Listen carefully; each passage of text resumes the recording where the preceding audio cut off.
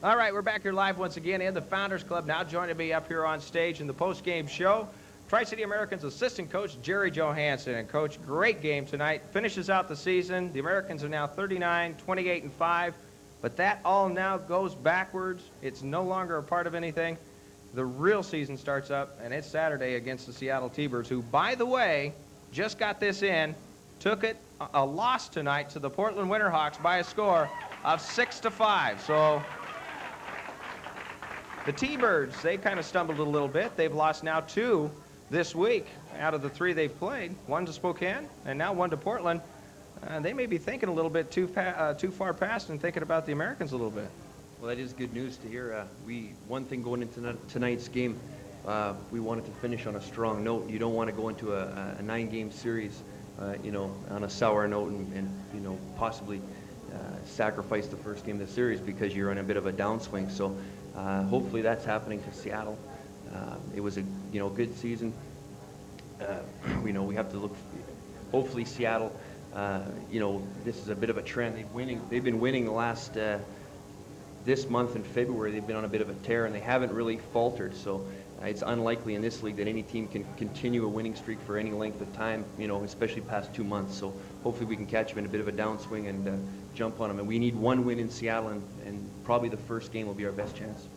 That is so important because what that does is with that win, it not only gives the Tri-City Americans a little bit of steam, but it also brings back the home ice advantage and how critical that is, especially in a 9-game series, and especially against a team such as the T-Birds.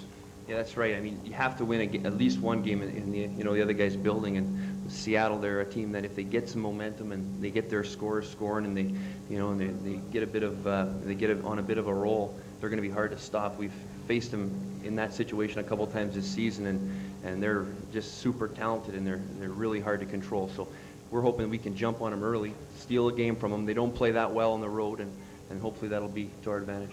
Well, I know that the Tri-City Americans have a tough time playing up there, but they're going to be playing up in the Coliseum. A little bit of an advantage, bigger ice surface, give a chance to the guys to get skating around a little bit.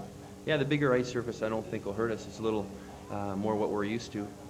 Although for them it's probably a bit of an advantage too. They have smaller forwards that can really wheel. So they get on the big ice and they can get their power play working and get everybody stretched out, use the ice. It'll probably work to their advantage, but I don't see that being to our disadvantage at all. On the other hand, like I say, it's more to what we're used to, and we've got some guys that can go. Kyle Reeves and Stu Barnes, give them a bit of room to skate, and they can make things happen. Gerry, I'm going to put you on the spot here right now because that's my job to do that, and I'm going to ask you a question about Coach Kozubak, the guy that's in charge of this team. He just finished out his rookie season. Greatest performance. What do you think? Want me to grade his performance? Yeah. I'm putting you on the spot on this one because I know he's probably watching. I'm glad you asked this question because he's done a fantastic job this season. It's always tough when you come into a hockey club and your first season. You've got a lot of players that aren't really your players. Somebody else recruited them. Somebody else has been working with them for the past year or past 2 years. And that was Rick's situation coming into the Tri-Cities, and he was exceptional. I mean, the guys like him, the guys play for him, the guys respect him, as you saw around Christmas time when we had a little bit of a problem. That just doesn't happen, all the time. So I think he definitely earned the respect of the guys, which is number one. And now he's got the experience. We know that he's won in playoffs before, so that sort of gives us an added spark, a little bit of a little glow of hope there, knowing that he's been there before. He's won a championship, which is no easy thing to do, and some of our guys haven't. So a lot of our guys hopefully will be leaning on Rick to carry us right through the playoffs.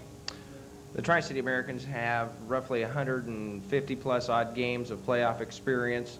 The Netminders have 10 games playoff experience between Donnie Blishin and Olaf Kolzig. Still quite a bit of experience out there as far as the guys in front. I know that Sakic, he's had 21 games of experience.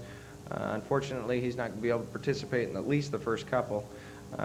Depending on, of course, how the injury comes about, he may be seeing some action later on. Again, that's very questionable, and we don't want to get anybody's hopes up on that.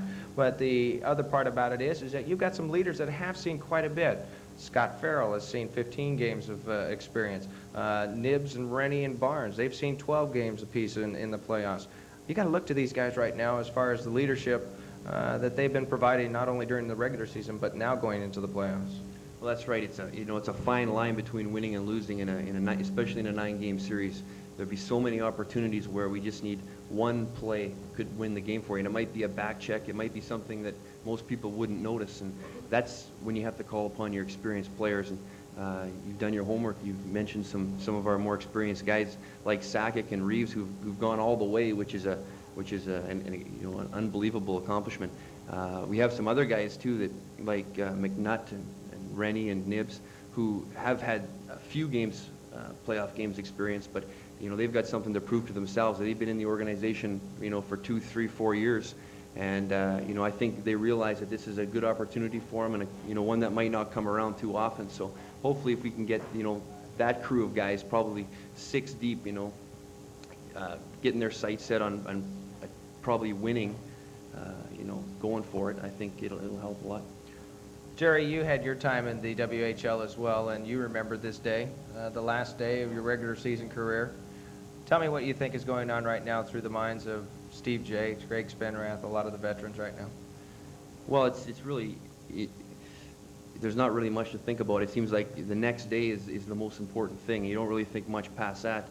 In playoffs, it can end any time, and you're sort of always on the edge. So I think it's you try to stay positive, and it's sort of a bit of excitement involved too, because you've got the opportunity and you have a chance to to do something that not many other people have a chance to do, and that's win a championship. So I think they're a little bit excited. They probably have a little trouble sleeping at night, but I think they're ready for it.